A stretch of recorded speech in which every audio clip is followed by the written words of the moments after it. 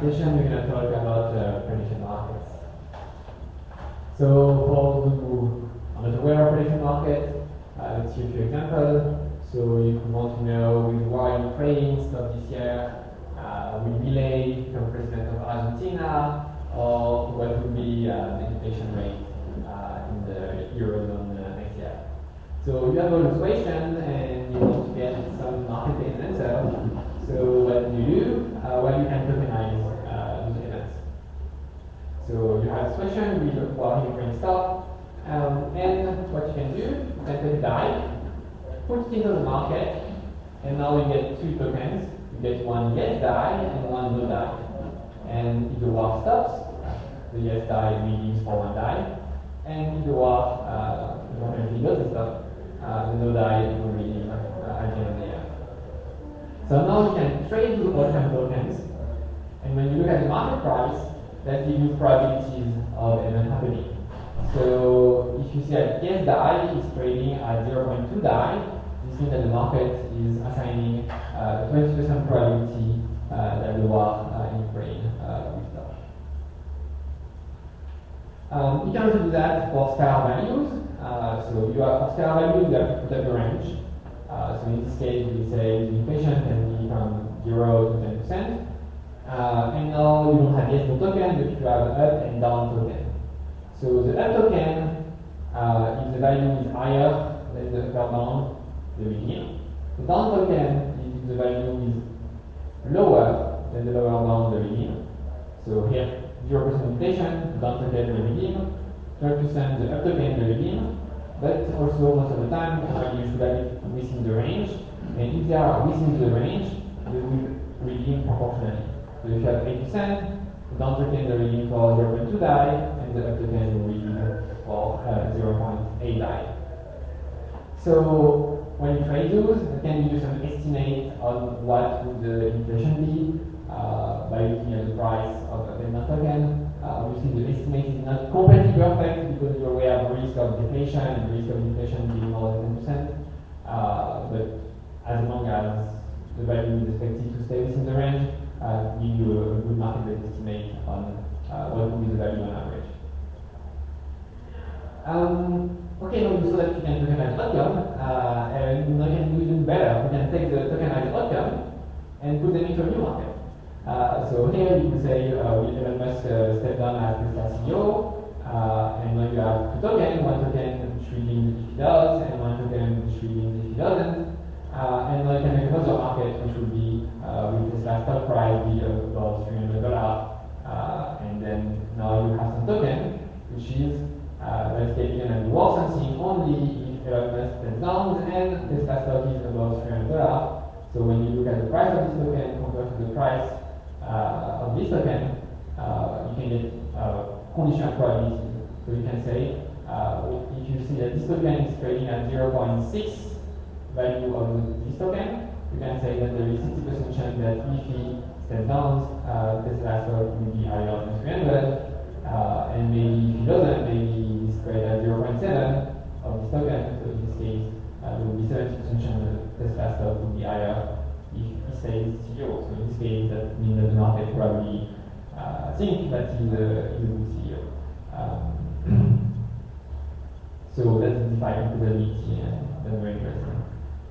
Now we're looking at the markets. So you may have, if you know me, if you look at my shirt, I'm one of the founder of Kleros. So obviously we introduced Kleros, and we already had a pretty huge dispute with conditional tokens during the US election, where we had $2.5 million of conditional token value which were in this dispute, because some people, well, no one said that Trump won, it's knew that he did not win, but you basically had two sides, one side which was saying that Trump lost, and one side which was saying oh, Trump did not accept the result and is intending some legal action, so this is invalid because this is undetermined. We don't know if he won or if he lost because he won there and legal action haven't finished yet.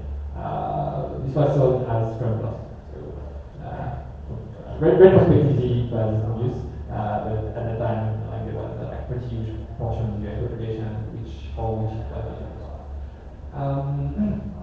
Liquidity. That's one of the big problems for prediction market, because if you want to provide liquidity, well, first, you have an opportunity cost, because there are consistent tokens that you could have used for farming in other places.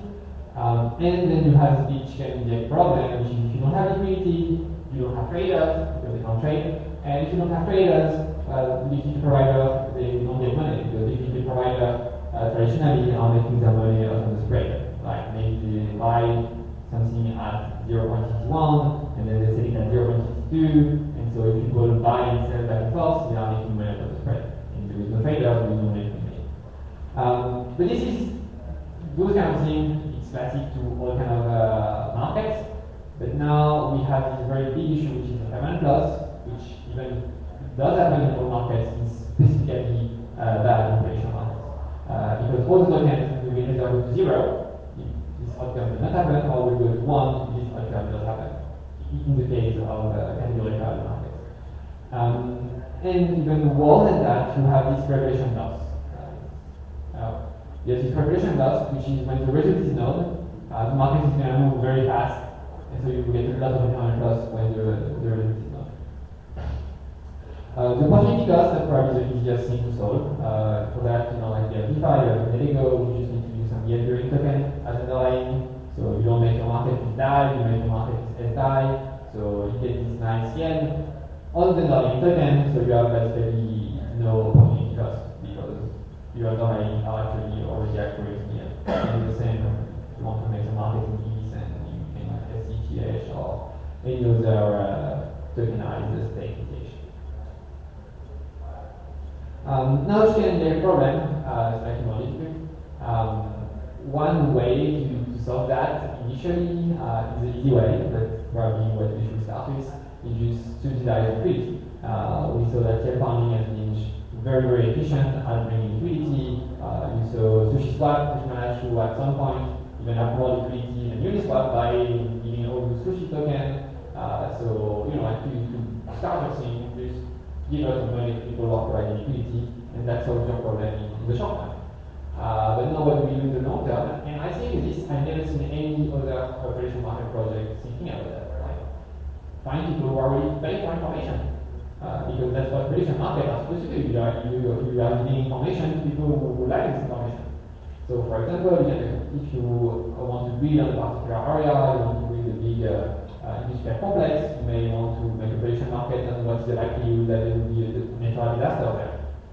Because you are ready to pay a bit, because if the answer is that yeah, it's likely to have a natural disaster, but you don't build it there, and that costs you way less to pay to do that on the market than having your token destroyed by an earthquake or a tornado or whatever. For Project Hack, if you want to put some money in a very new project, it's very hard to estimate the risk of those. So you can make a prediction market, which is what's the likelihood that this project would be hacked for this year. And now you can also know like whether or not this is safe or not, and then you can compute your risk adjusted APR, which is basically how much APR you get per year minus what's the risk of this being hacked. The last use case, more fancy, but it can also happen, would be to something that you want to convince people of it. So before the Russian Ukraine war, well, the US basically knew and was warning people that they would be attacked, but people would not trust it. And here they know they can put the market, and then that big information that everyone can verify as being market-based information, and then trust them. So yeah, the goal to solve that is really to start the flywheel. We start the flywheel by subsidies for liquidity providers, because they're liquidity providers.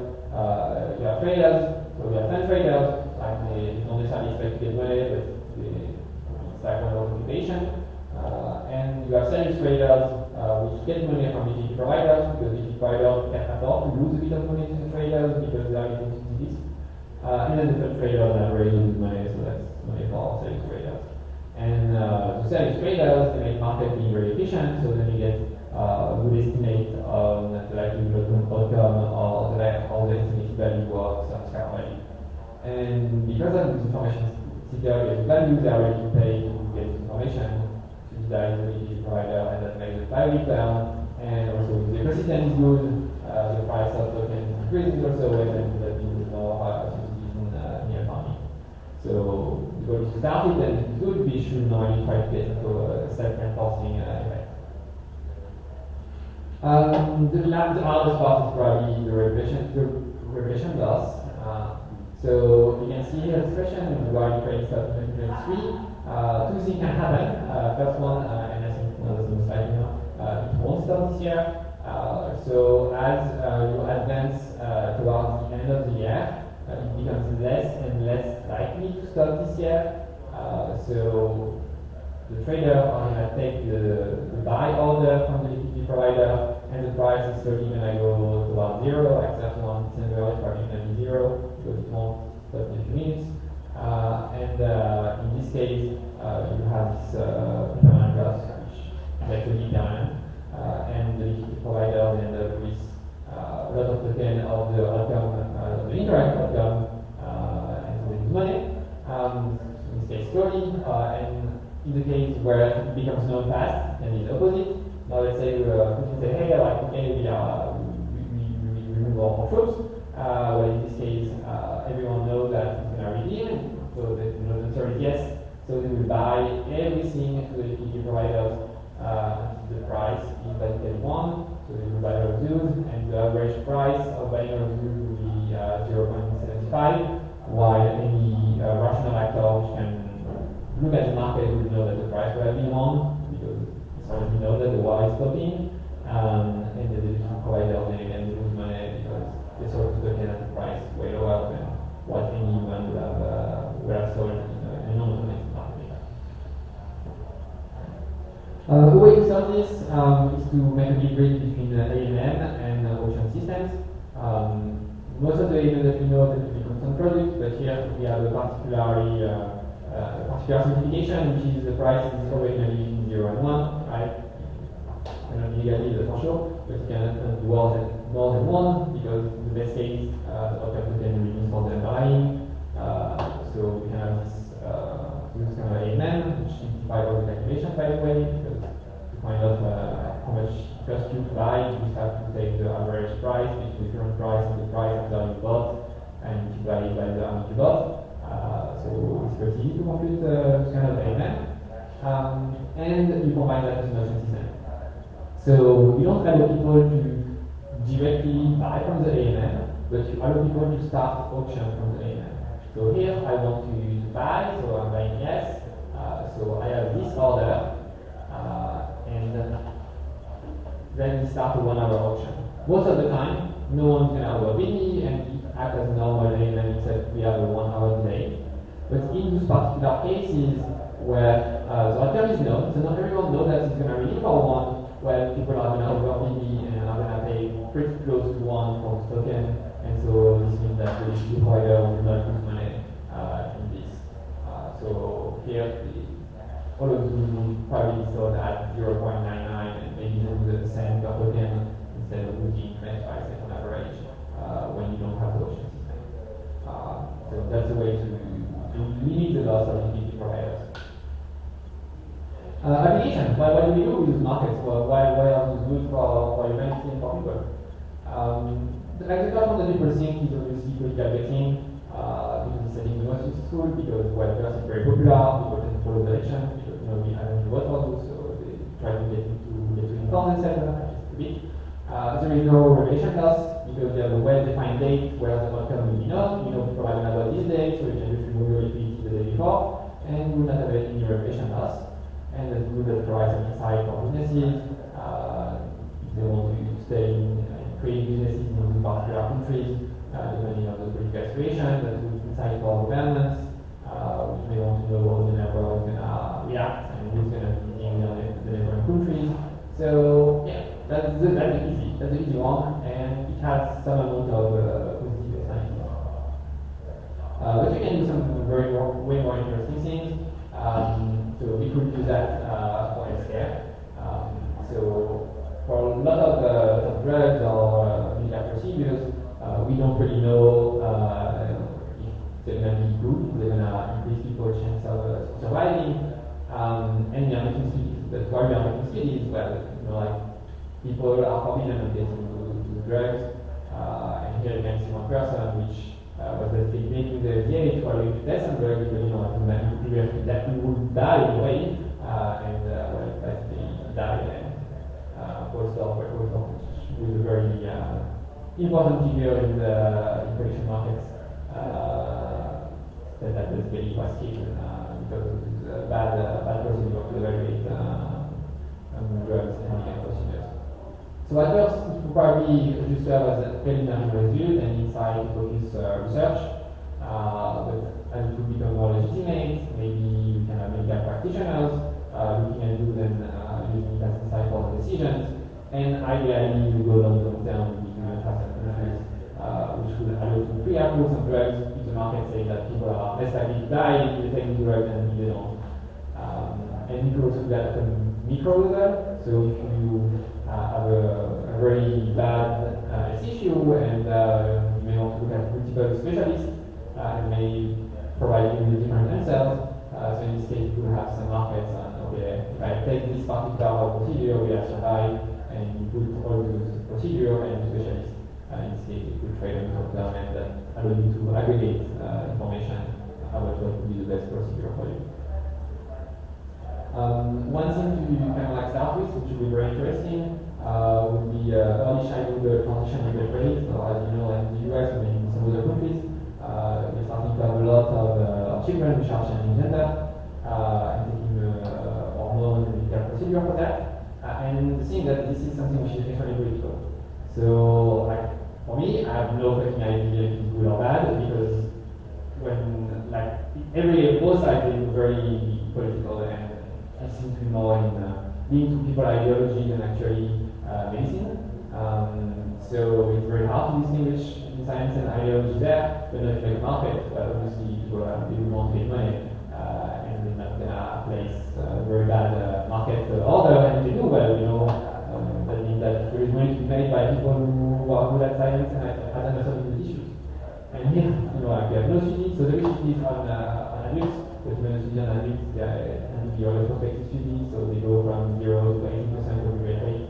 So there are not even there's no very widely accepted answer to that.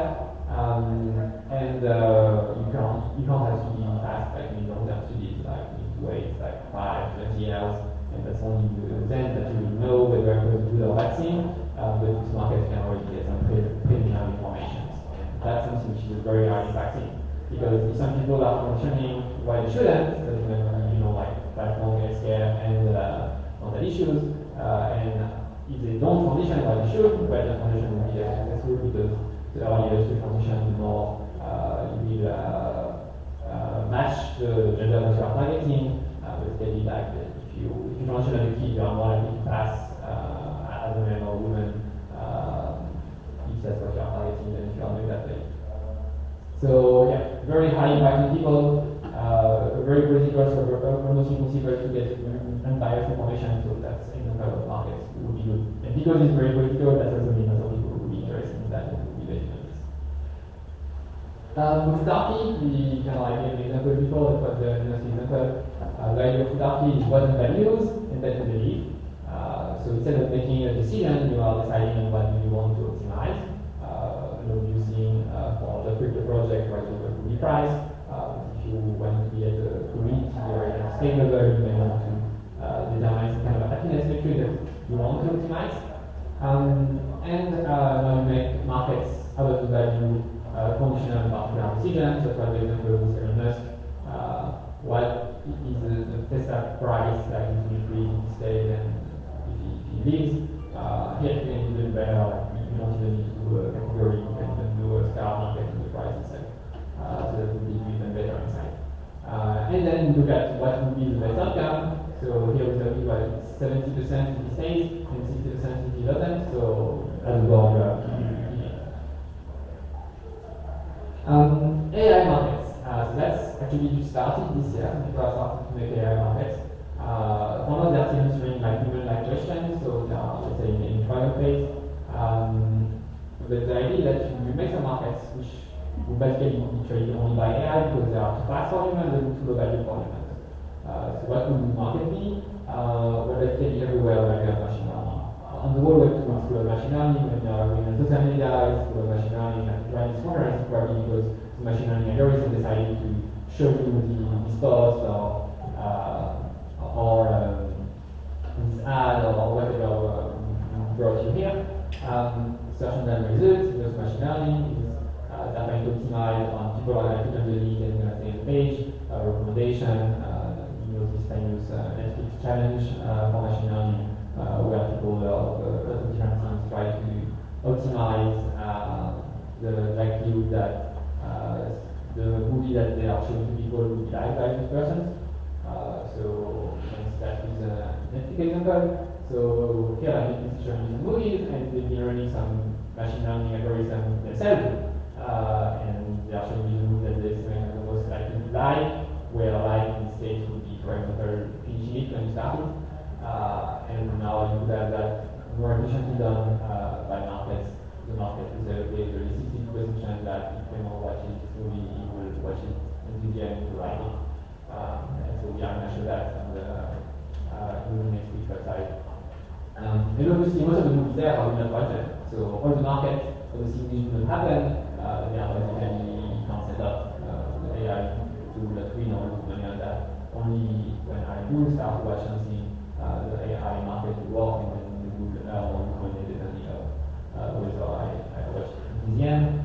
Obviously if you start this, that will be zero game. If you want to have a small subsidy from Netflix, that's a good system game for developing machine learning to optimize the recommendations. So yeah, so that's we're going to the end. Prediction market, that we had already already planned for prediction market. I think one of the use cases in the certain white paper, but I think we haven't really found a very good prediction market yet. I think here I'm providing a bunch of ways to solve different prediction market issues, which are mainly this lack of liquidity and this type of that's been using the results of the markets. So we already seen that markets are very efficient tool at aggregating information in business or in pricing in particular. And I think maybe the case doing the same thing for predictions. And I would also expect it to see a trajectory similar to auctions, where auction at first is used by humans initially, but then it ended up being mainly used by AI. Like now, like auctions, they are mainly used to buy, sell ads on the internet. Different people are auctioning the ad space. So that's why now the ads get to be very efficient. And I think we will get that similarly for prediction market, which should basically replace pretty much all the machine learning done on Web 2 and project will go Web 3. And in Web 3, you don't even have the operator, so you don't even have the choice of running your own machine learning algorithm. You have to let the market mechanism do that for you. So yeah, so thank you for listening, and we're gonna go to questions or you have a question. Questions? Yeah, I mean, Paul Storch has been trying to get prediction markets going for 10 years. Robin Hanson has written about it for ages. And I've shown how it's like way more, it's so useful for risk management and many examples beyond what you've shown, and yet it doesn't seem to be clicking. Like, do you think the lack of uptake on prediction markets, even on-chain, like Augur didn't really work, is a result of these issues with Russia? Or is there something more fundamental that people don't get? They think it's gambling, or they're not seeing the value. There's a more fundamental reason why we're not seeing widespread prediction markets. Yeah, so I think Augur failure is a bit different. So Augur was basically the first ICO, so at the time it was very odd thing, but they were very scared of like being sued and at the time we did not have that much good tools to be decentralized in the start. So Augur was already made something which was extremely decentralized, even too decentralized. So when they had to go to version 2, I think Augur was done for 1.5 to 2 years because there was not even a governance, there was not even a governance to upgrade Augur from V1 to V2, so basically the only upgrade was, okay, stop running on those markets, wait 1 or 2 years for all the market to resolve, And now you can trade on those other markets because you had the synchronization which was with the rep, and if you had rep on both B1 and B2, this would be B2C and this would break the security assumptions, so you might have both of them working at the same time. So now we have layer tooling, we can have some DAOs, being able to make decisions while being decentralized, so that's probably the way that we solve the OU issue, and we will also like the founder of the NBC and when the founder of the project, it tends to be quite hard for the project to continue and they already have capable before. So that's probably the answer for you. But for other projects in general, yeah, like you get some of the market like the predicted, and predicted the liquidity in predicted is awful. It's a Web2 market. So you get awful liquidity.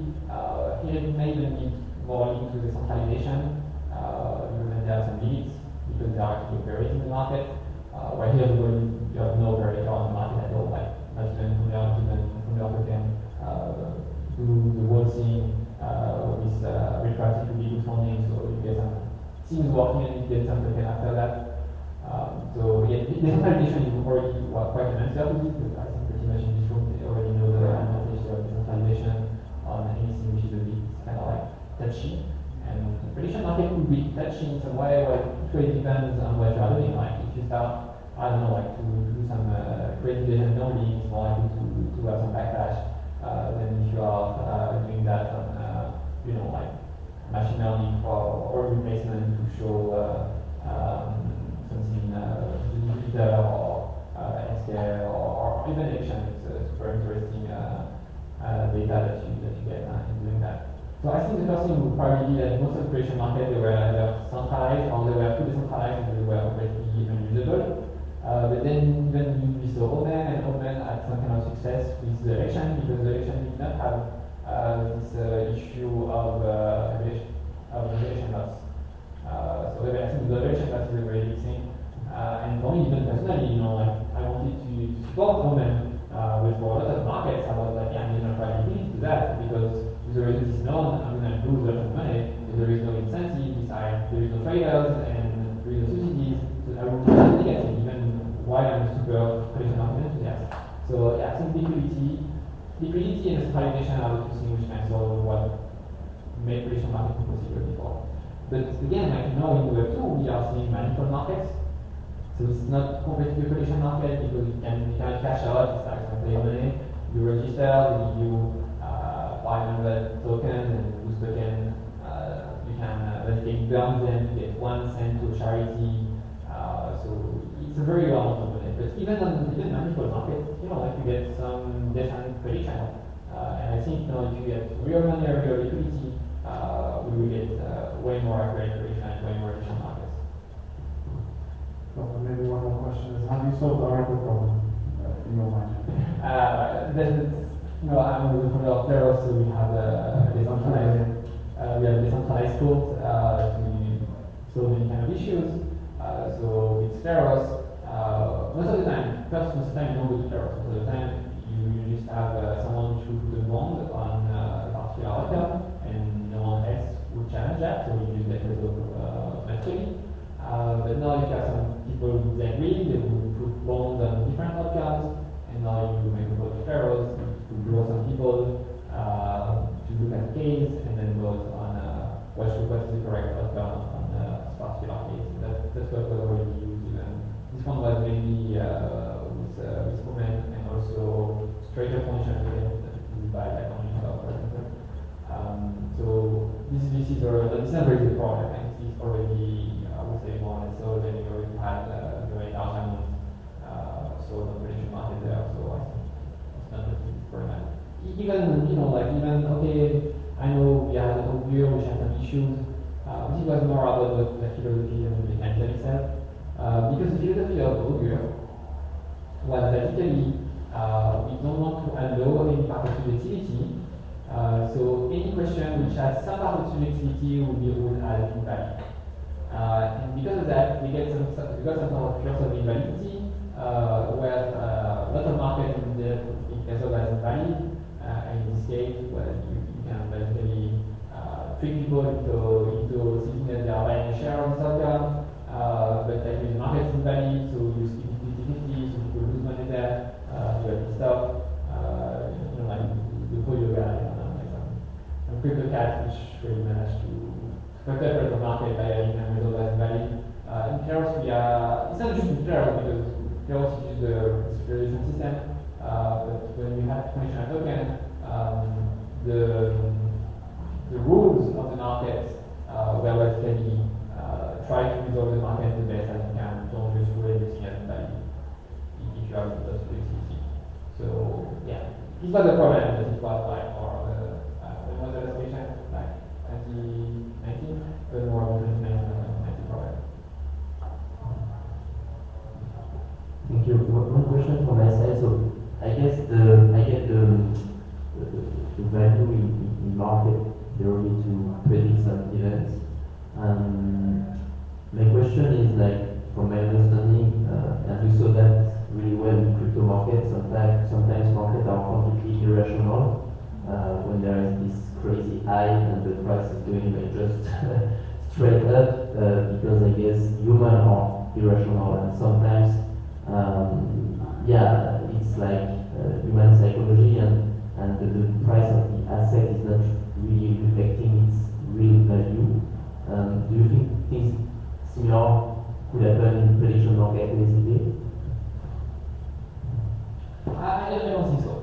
Because when, let's say you are buying some ETH, you are buying some ETH because, I don't know, like, either you want to support the project or you expect to sell your ETH at some point.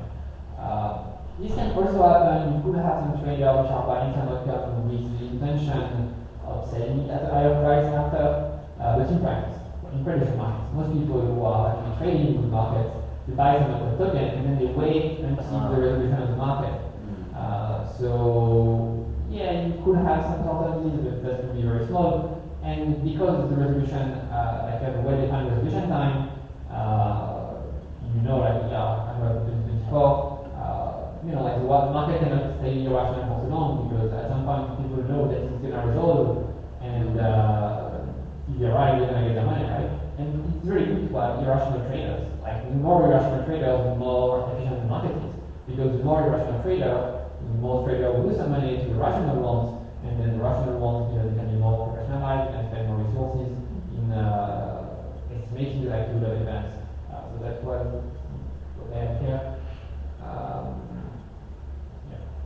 So serious trader, that's the one which are getting important in making sure that the prices are well fixed. You get some money from the fund trader, which on average lose money, and also get some money from the liquidity provider, which on average may lose a bit of money to traders, but it's fine for them because they get initially maybe but the long term opportunities from information seekers. So yeah, you should be able to have an ecosystem of service traders. And we see even stuff like manifold market, which is very well known, like sometimes I see market, they are like, I don't know, like $40 liquidity, you still have a term which are not really crazy. So if you have even more money, you have even more commercialization and get better outcomes. More questions though? Okay, that's it. So thank you, Planet. Thank you.